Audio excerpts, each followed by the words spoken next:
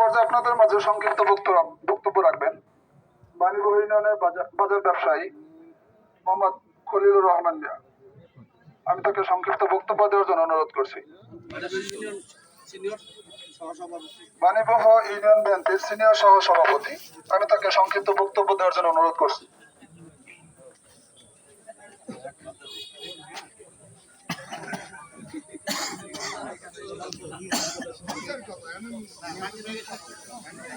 আউযু বিল্লাহি মিনাশ শাইতানির রাজিম। বিসমিল্লাহির রাহমানির রহিম।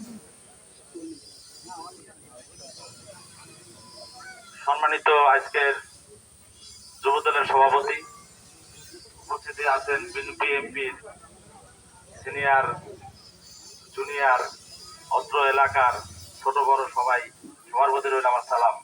আসসালামু আলাইকুম ওয়া রাহমাতুল্লাহ। সময় দিয়েছে 1 মিনিট, কথা তো বলা যাবে না, 2-4 মিনিট শেষ নাকি?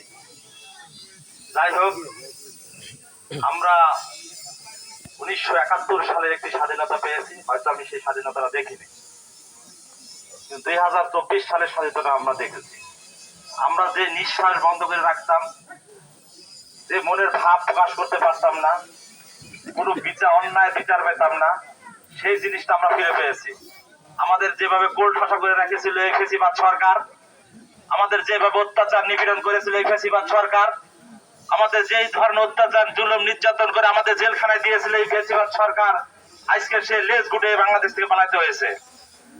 কারণ আল্লাহ ছাড় দেয় কিন্তু ছেড়ে দেয় না। আল্লাহ তাআলা বলছে সবুর করেন, ইনশাআল্লাহ ফল আপনি পাবেন। ইনশাআল্লাহ বিএনপি যতই অত্যাচার নিপীড়ন নির্যাতন হয়েছেন, কিন্তু বিএনপি কখনো পিছু হাঁটে নাই। বিএনপি যত দিন গেছে ততই জনপ্রিয়তা বেড়েছেন, যত অত্যাচার নিপীড়ন করেছেন, যত জেলখানায় দিয়েছেন, ততই আমাদের জনসমর্থন বেড়েছে।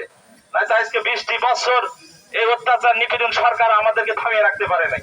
আমাদের পানির স্রোতের মতন পিপিলিকার মতন আমরা বেড়ে উঠছি। ইনশাআল্লাহ আমরা কোনো অকারণের সাথে নাই, আমরা সৎ পথে আছি, আমরা সৎ পথে দিতে হবে। এত অত্যাচার নিপীড়নের পরেও আমার দেশ নেত্রী খালেদা জিয়া বলেছে আমি দেশ ত্যাগ করবো না। জেল হয়, ফাঁসি হয়, জুলুম হয়, অত্যাচার হয়, আমি দেশে থেকে সহ্য করব।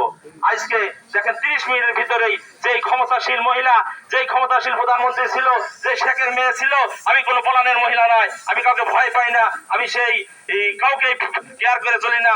বাংলাদেশের মানুষকে উচ্চ মর্যাদায় নেওয়ার জন্য একটা ব্যবস্থা করে দিয়েছি, স্মার্ট বাংলাদেশ বানাইতেছি। সেই মহিলা কাউকে ভয় না পেয়ে অত্যাচার নিপীড়ন নির্যাতন চালিয়ে 30 মিনিটের ভিতরে লাগেজ রেডি না করতেই সে পালাইছে। তাহলে বলেন ক্ষমতা কি? আমরা ক্ষমতার অপচয় করব না, ক্ষমতা সবার সাথে আমরা তাল মিলিয়ে চলবো, সবাই একত্রভাবে চলবো। এটা বাংলাদেশের 95% মুসলমানের দেশ, 5% হিন্দু মুসলিম, হিন্দু বৌদ্ধ খ্রিস্টান আছে, তাদের সাথে আমরা সহানুভূতি ব্যবহার করব, কারোর সাথে কোনো খারাপ আচরণ করব না।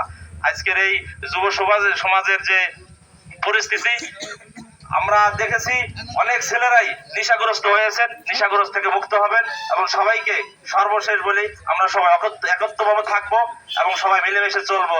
ইনশাআল্লাহ সবাইকে ধন্যবাদ। খোদা হাফেজ।